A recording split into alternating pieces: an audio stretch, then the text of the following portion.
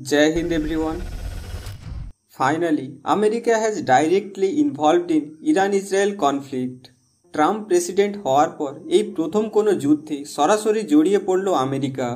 যে আমেরিকাকে এতদিন আমরা ইসরায়েলের অল ওয়েদার ফ্রেন্ড হিসেবে জেনেছি, যখন দেখছিলাম সেই আমেরিকায় ইরান ইসরায়েল কনফ্লিক্টে নিজেদের পার্টিসিপেশন ক্রমশ ডিলে করে যাচ্ছিল, তখন আমেরিকার ইন্টেনশন নিয়ে সকলের মধ্যেই বেশ কিছু প্রশ্ন জাগছিল। কিন্তু গতকাল রাত্রে সব প্রশ্নের অবসান করে ইরানের 3টি ক্রিটিক্যাল নিউক্লিয়ার ফ্যাসিলিটিতে সরাসরি হামলা চালালো আমেরিকা। মার্কিন প্রেসিডেন্ট ট্রাম্প জানালেন, আমেরিকান এয়ারফোর্স ইরানের 3টি critical nuclear site Fordow, Natanz আর ইস্পাহানে সাকসেসফুল বোম্বিং করেছে। তারপরই মার্কিন প্রেসিডেন্ট ট্রাম্প হোয়াইট হাউস থেকে এই অপারেশনকে স্পেকটাকুলার মিলিটারি সাকসেস বলে উল্লেখ করেন।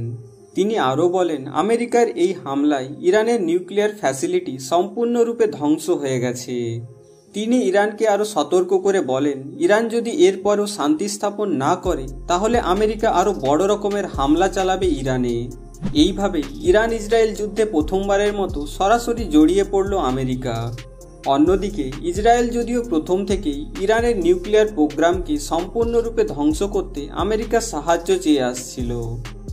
চলো একবার দেখা যাক আমেরিকা কেন বেছে বেছে এই 3টি সাইটকে হামলা করলো। এখানে আমাদের বুঝতে হবে, ফর্দো, নাতাঞ্জ আর ইস্পাহান এই 3টি স্থান ইরানের নিউক্লিয়ার প্রোগ্রামের এক একটা স্তম্ভ, যার মধ্যে Fordow is seen as the crown jewel of Iran's nuclear programme. এদের উপরেই ভর করে দাঁড়িয়ে রয়েছে ইরানের এন্টায়ার নিউক্লিয়ার প্রোগ্রাম। নাতাঞ্জের নিউক্লিয়ার এনরিচমেন্ট ফ্যাসিলিটিটি তেহরান থেকে 220 কিলোমিটার দক্ষিণ পূর্বে অবস্থিত। এটাই ইরানের প্রধান নিউক্লিয়ার এনরিচমেন্ট সাইট। বিভিন্ন রিপোর্ট অনুযায়ী ইসরায়েলের হামলা শুরুর আগে ইরান এখানে 60% পর্যন্ত ইউরেনিয়াম এনরিচ করে ফেলেছিল। যদিও 13 জুন ইসরায়েল এখানে হামলা চালিয়েছিল, কিন্তু তাতে এই ফ্যাসিলিটিটার আন্ডারগ্রাউন্ড সিস্টেমের কোনো ক্ষতিই হয়নি বলে জানায় ইউনাইটেড নেশনের নিউক্লিয়ার ওয়াচডগ। ফলে এই নাতাঞ্জের আন্ডারগ্রাউন্ড নিউক্লিয়ার সেন্ট্রিফিউজগুলোকে সম্পূর্ণরূপে ধ্বংস করতে পুনরায় হামলা চালালো আমেরিকা। অন্যদিকে ফর্দোতে কিন্তু ইসরায়েল এর আগে হামলা করতে পারেনি, কারণ ইরানের এই নিউক্লিয়ার ফ্যাসিলিটিটা একটা বিশাল পাহাড়ের আন্ডারগ্রাউন্ডে অবস্থিত। তাছাড়া এই স্থানটিকে একাধিক অ্যান্টি এয়ারক্রাফট সিস্টেম সবসময় পাহারা দেয়, যার ফলে এর উপরে এয়ার স্ট্রাইক করা অত্যন্ত কঠিন। ওপর থেকে মিসাইল দিয়ে হামলা করলে বা সাধারণ বোম ফেললেও ফর্দোর আন্ডারগ্রাউন্ড ফ্যাসিলিটিকে আঘাত করা যেত না, কারণ মাটি ভেদ করে কোনো বোম বা মিসাইলই এত ভেতর পর্যন্ত হামলা চালাতে পারে না। এই ফর্দোর নিউক্লিয়ার সাইটটিকে ধ্বংস করতে আমেরিকার কাছে কেবলমাত্র 2টো অপশন ছিল। এক তো সরাসরি ইউএস নেভি সিলসের মতো প্যারাট্রুপার্সদের সাহায্যে এই বেসটিকে ধ্বংস করা, নয়তো আমেরিকার B-2 স্টেলথ বোম্বারের সাহায্যে এখানে ডিপ বোম্বিং করা। অবশেষে ফর্দোকে ধ্বংস করতে আমেরিকা অত্যন্ত শক্তিশালী GBU-57 বাংকার ব্লাস্টার বোম ব্যবহার করেছে বলে জানা গিয়েছে। আমেরিকার এই বাংকার ব্লাস্টার বোমগুলির ওজন 30,000 পাউন্ড, অর্থাৎ প্রায় 13,600 কেজি।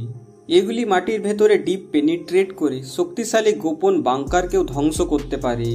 ফর্দোকে ধ্বংস করতে আমেরিকা এরকম 6টি বাংকার ব্লাস্টার বোম ব্যবহার করেছে বলে জানা যাচ্ছে।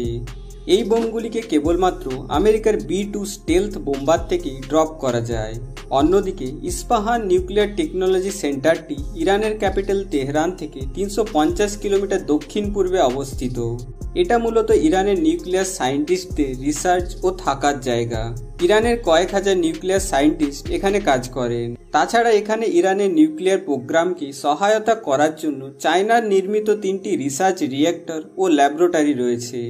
আমেরিকা যদিও এই অপারেশনকে very successful military operation and historic movement for the United States, Israel and the world বলে সম্বোধন করছে, কিন্তু অপরদিকে ইরান আগেই জানিয়েছিল আমেরিকা যদি ইসরায়েলের হয়ে ইরানের সোভারেন টেরিটরিতে হামলা চালায় তাহলে তার সিভিয়ার কনসিকুয়েন্স হতে পারে।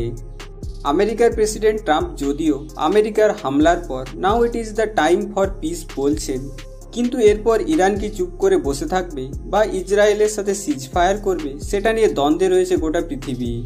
আমেরিকার এই হামলায় ইরানের হেভিলি ফর্টিফাইড নিউক্লিয়ার সাইটগুলোর আদপেও তেমন কোনো ড্যামেজ হয়েছে কিনা তা তো সময় বলবে। আর যদি না হয়ে থাকে তাহলে মিডল ইস্টে আরও এক দীর্ঘকালীন যুদ্ধে জড়াতে চলেছে আমেরিকা। ইরানের ওপর আমেরিকার এই হামলার পর রাশিয়া আর চীনের রেসপন্স কি হবে সেটাও একটা ইন্টারেস্টিং বিষয়। তবে এসবের মধ্যে ভারতের দুশ্চিন্তা কিন্তু বাড়ছে, কারণ ভারত ইরান ইসরায়েল দুজনের সাথেই ভালো সম্পর্ক বজায় রাখতে চায়। ইরানে আমাদের $multi-million ইনভেস্টমেন্ট আছে। এছাড়া ইয়েমেনের হুতি মিলিটেন্টসরা রেড সিতে আমেরিকান নেভির পাশাপাশি অন্যান্য দেশের কার্গো শিপকেও হামলা শুরু করতে পারে, যা ভারতের ট্রেড নিরাপত্তাকে বিরাট প্রশ্নচিহ্নের সামনে দাঁড় করিয়ে দেবে। ইরানের ওপর আমেরিকার সরাসরি হামলা সম্বন্ধে তোমার মতামত অবশ্যই জানাও কমেন্টে। সরাসরি ইরানকে হামলা না করে ডিপ্লোম্যাটিক ডায়লগস কি বেটার অপশন হতো না? অবশ্যই জানিও কমেন্টে। এ সম্বন্ধে ভবিষ্যতে আরও আপডেট পেতে সাবস্ক্রাইব টু জ্ঞান টাবলেট।